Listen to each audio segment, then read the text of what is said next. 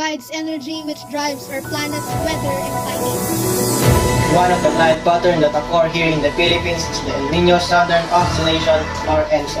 The El Niño Southern Oscillation, or ENSO for short, is a weather pattern that shifts back and forth irregularly every 2 to 7 years, and each phase triggers predictable disruptions of temperature and precipitation. El Niño and La Niña are the extreme phases of the ENSO cycle.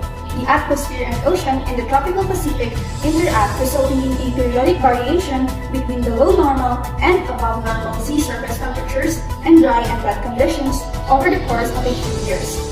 The two phases relate to the Walker circulation, which was discovered by Gilbert Walker during the early 20th century. The Walker circulation is caused by the pressure gradient force that results from a high pressure area over the eastern Pacific Ocean and a low pressure area over Indonesia.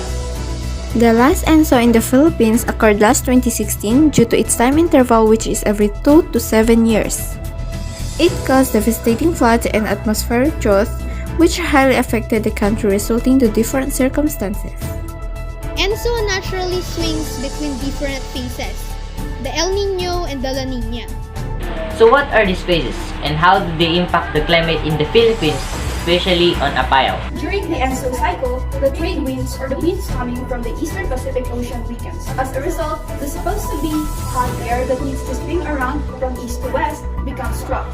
When the ocean cools, the water molecules that evaporate in the sky decreases, which causes less rain and droughts in the tropics such as Japan, Indonesia, Australia, and the Philippines. This phase is called the ENSO. During El Niño, the average number of rainfall in the Philippines decreases, which causes a lot of dry conditions. It particularly affects agriculture, including Apayao, and some health problems because of heat. On the other hand is the second phase of ENSO, La Niña, which is the direct opposite of El Niño. During La Niña, the trade winds that blow from east to west becomes harder and makes the water circulation even stronger. With a higher ocean temperature, there is a greater evaporation, which makes the places in tropics experience wet weather and heavy rains. Fluctuations in the position and intensity of the circulation causes the southern oscillation. Due to its power to alter global air circulation, ENSO is among the most important phenomena in our planet.